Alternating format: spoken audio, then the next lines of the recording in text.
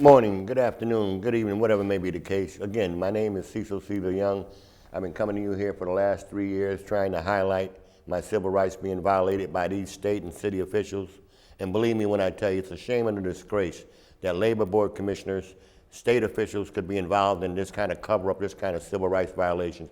And I'm gonna show it all to you in black and white, an audio. I will also give you audio tapes of their voices being spoken in terms of what they said during the hearings that we had, to show you the involvement that they had in terms of covering up my rights being violated.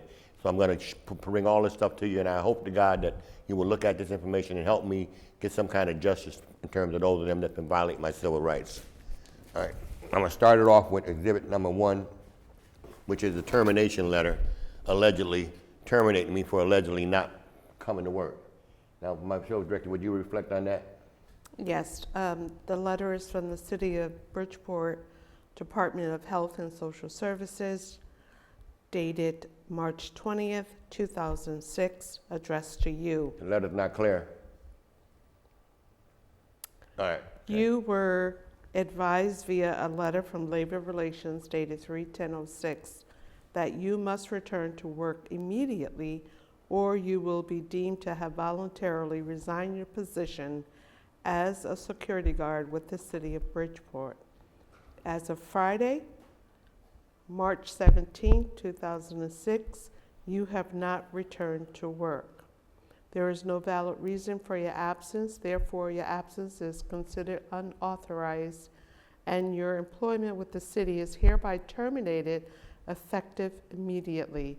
If you have any questions, please call your union rep. Sincerely, Marion Evans. Now, isn't that a shame and a disgrace that Mary Evans, who was the director of the health department at that time, would literally sit up here and lie on me, knowing good and well that on March 6, 2006, that she approved me to come to work on that date, which 16. I will play March March 16, 2006.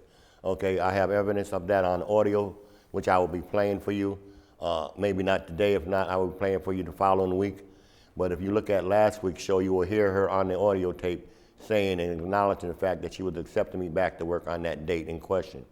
You will also hear on the audio tape on last week's show of Jody Paul, Labor Relations Director, who likewise knew the fact that I was at work, but nevertheless she lied and gave the impression that I wasn't at work, okay, in the beginning. Then at the hearing, you will hear her turn around and give the impression, okay, that yes, you came to work, but you left an hour and a half later, which is my interpreter's gonna break all that down for you. So she's gonna read the letter from the labor board commissioners and their findings, which is actually a lie and a fraud, and they should be charged with covering up this unethical act against me. And you will hear her basically reflect on all of that. Yes, this letter is from the state of Connecticut, this Department of Labor Board of Mediation and Arbitration. Generally speaking, the union also claims that the city has not sustained its burden of proving that the grievance is in violation of the attendance policy. Discussion. When considering disciplinary matters, it is universally recognized that the employer, as the moving party, bears the burden of providing the elements of the case against the grievant. Here, that case consists of demonstrating that the conduct proscribed absenteeism was a legitimate concern of the employer, that the employee was aware of the policy involved and has been shown to have violated it. Essentially, the grievant has been shown to have been absent for work for a period of almost a month. He was thereafter required to present a medical certificate explaining his absence. There does not appear to be any particular formality attached to the requirements of a medical certificate other than it be acceptable to the appointing authority, for example, the grievance superior. A further condition presumably would be that the appointing authority's acceptance of a certificate not be unreasonably withheld. In this case, the city was faced with a situation where an employee had been out of work for several weeks and attempted to justify his absence with what were literally scraps of paper. 2 of them were signed by a nurse. The one which was signed, allegedly, by a doctor did not contain any description of the grievance ailments or diagnosis of any kind. Interesting enough, in a separate missive, Dr. Walters noted that he was not treating the grievant for the condition on which the grievant was blaming his troubles, but had referred the grievant to a psychiatrist. The conclusions are inescapable that the grievant was or should have been aware of the policy, that he was in violation of it, and what the consequences would be of continued failure to comply with it.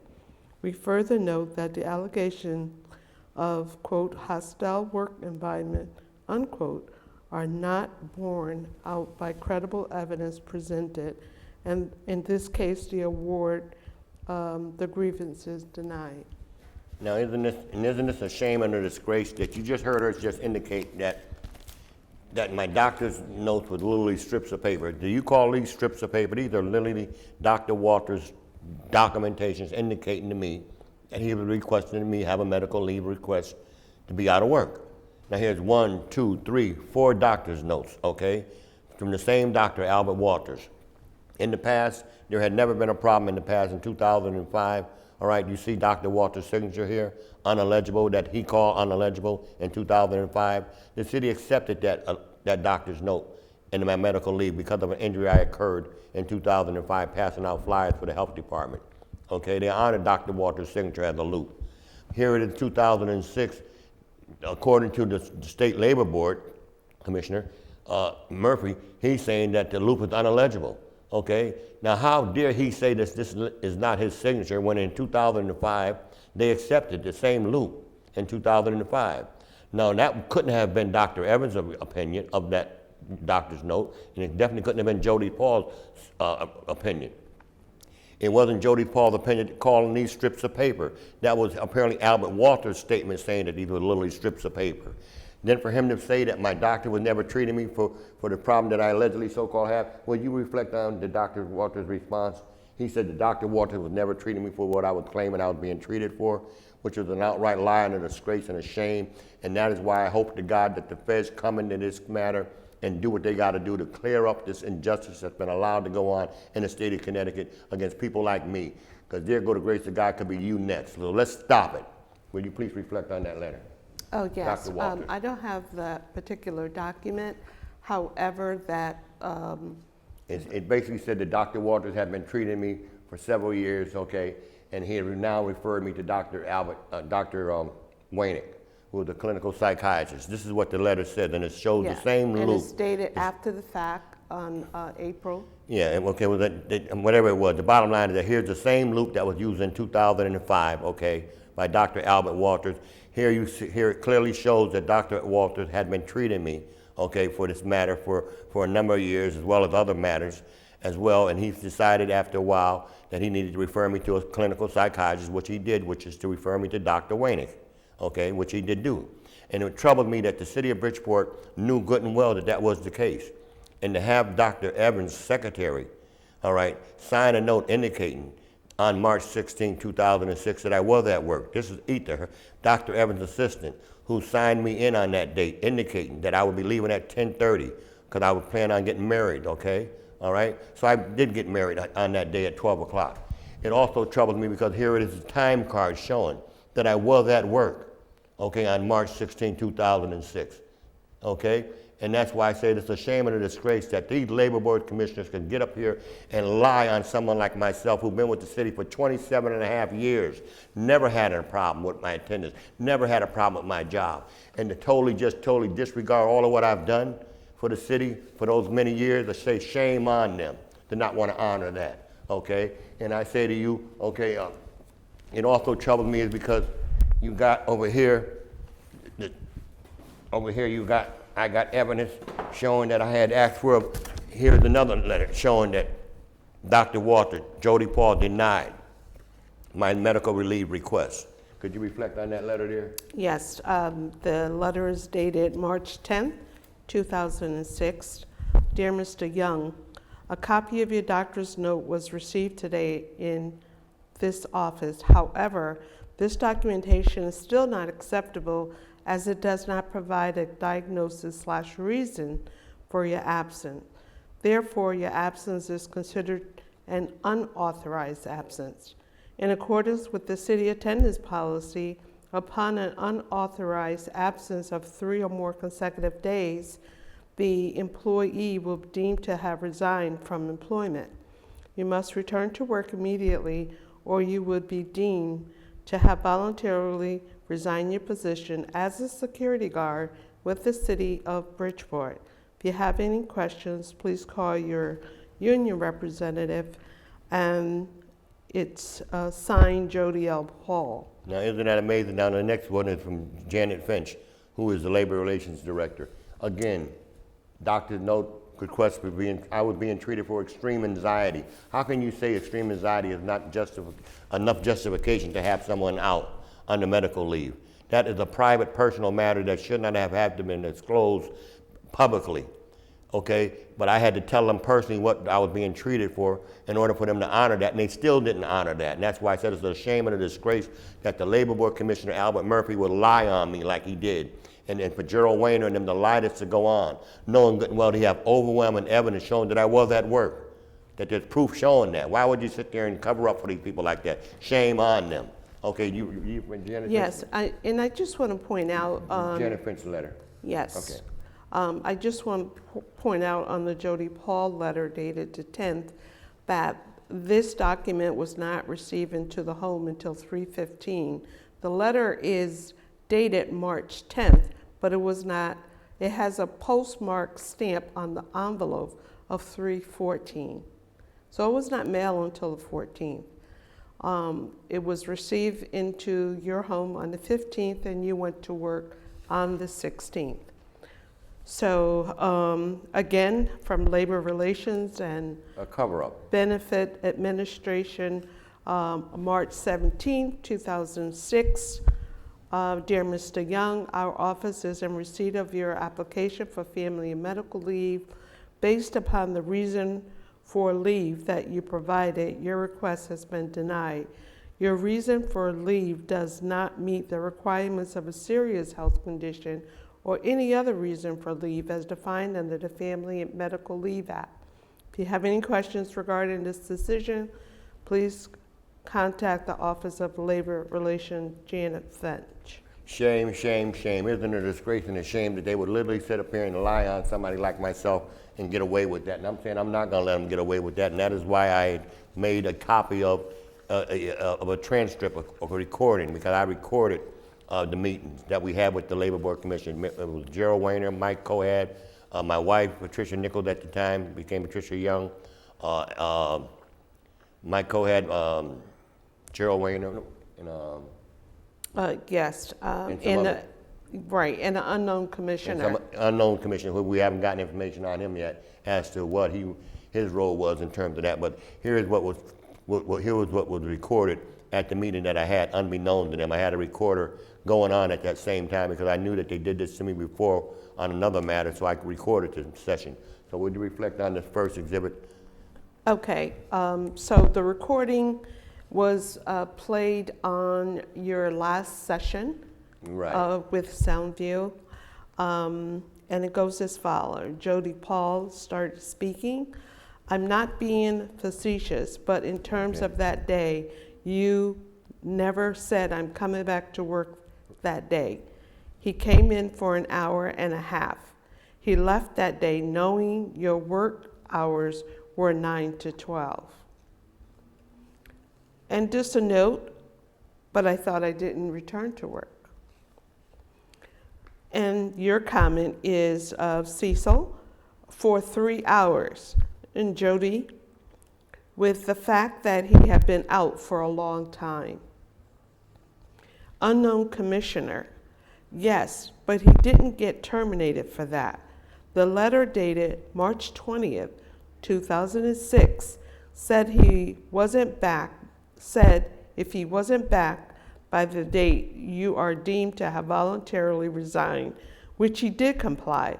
The letter dated the 20th is after the fact. 3 days later is after the fact. Because he did comply to the date in question, is it possible that the previous board could have been wrong? When this decision was made, and we're talking about the panel that terminated Mr. Young, to terminate him, they could have been wrong because the 20th is after the fact. We have evidence saying that he was terminated for not coming to work. Yet, we have evidence of him returning to work. Special note, instead of agreeing with the commissioner at the time, the other board members should have said something to support the commissioner. You would think that Michael Cohan would have told Jody Paul, since he was part of the termination board, that Albert Murphy agreed with the city to terminate me, even though they had overwhelming evidence of conflicting these remarks. Mark Cohan was also part of the termination board. He agreed that with the city, that I should have been fired. Cecil, did you draw up these papers you wanted me to sign and I refused to sign, or drop my complaint in order to get my benefits? Jody, yes, I did. Jody, you must return to work immediately. Cecil, and I returned to work and I got paid for it. And there's evidence on the message pad for Dr. Evans that I would be leaving to get married. Jody, yeah, but you came to work and left an hour and a half later. Patricia, yeah, and he was accepted back to work without a doctor's note. Jody, and you got paid for that day you came and worked for 1.5 hours. You were supposed to work 4 hours. Which I was supposed to only work 3 hours that day, because what had happened was when I was first hired there, I was hired there under 35 hours. But because of me complaining about the terminated dirt piles, they ended up cutting my hours in half, basically trying to terminate me, my position as a whole, because they were using the fact that they were claiming that they were running out of funds. So they said they had to cut my hours, either I had to be laid off. So to make a long story short, I said I needed my hours in order to retire at 55, because I was only 54 at that time. So they allowed me to stay on for, with the 20 hours. So my hours were broken down where I would work 3 hours 5 days a week, and then 2 hours on Thursdays, and then 2 hours extra on a Monday. So that would give me 20 hours altogether, for the hours that I needed to keep my benefits flowing. Okay, we're going to continue with Jody. And you worked for an hour and a half and you did not get permission to leave. Cecil, after 27.5 years of working for the city, how can I be sitting here? You are slandering my reputation. I have a tape recorder of my return to work with Dr. Evans. Good morning, Dr. Evans. I'm reporting back to work, but I told Dr. Evans I would be leaving at 10:30 because I planned to get married, and said if that was okay. She said no, but if you got to leave, you got to leave, but I'm not going to pay you. I said I don't want to be paid because I feared I would lose my job. I'm reporting back to work against my doctor's will.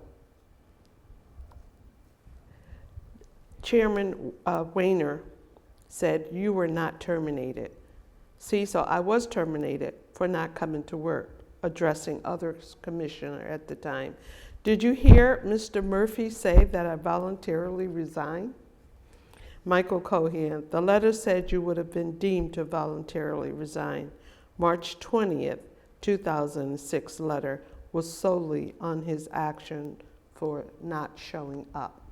Now that was Mike Cohan, who was a part of the termination board. Can you believe that Mike Cohan made those statements, acting like he didn't know what was going on? Now he was a part of the reason why I got terminated. He agreed with Murphy on the termination part, okay? And then he sat on the medical benefits parts where he acted like he didn't know nothing about the termination being done by Murphy and the way he did it, when he knew good and well that was the case, but he tried to cover it up. And that's why I said before, last week's show, if you go download SoundView, go to YouTube or SoundView and play last week's show, you will hear clearly, okay, much clearer than what I have on my little recorder here, much more clearer because their sound equipment here is much more better.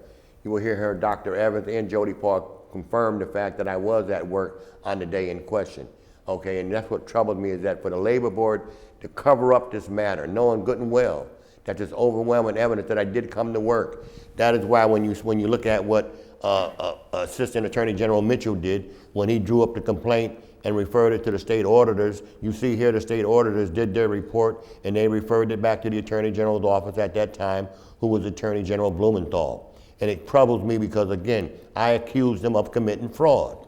And I'm saying I, Cecil Young, said to Gerald Wayne, Mike Cohad, Dr. Evans, Jody Paul, sue me, Cecil Young, if I violated the law, if I'm lying. If I'm lying on you, sue me. Take some kind of action. So I'm saying to the state of Connecticut, I wrote a letter to the governor. I'm going to send the governor a copy of this show. Okay, I'm going to send a copy of this show to the Washington, D.C. office, okay, to the U.S. Attorney's office. So I'm saying to you, this matter will not be just forgotten.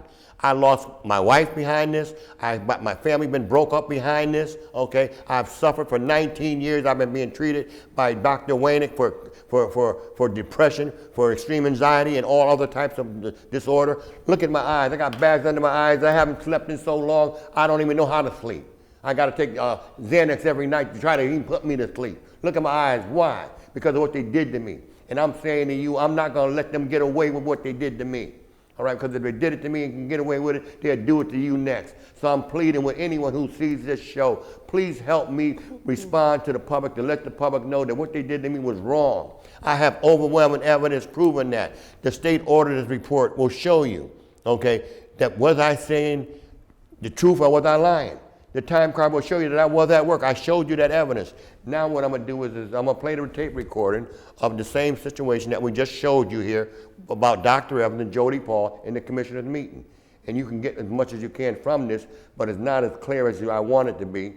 But if you go and download last week's show on SoundView or either on YouTube, you will hear it much more clearer because their equipment is much more better. But I'm going to play the recorder and let you get to be able to hear what I'm trying to say, because again, they should not be allowed to get away with this.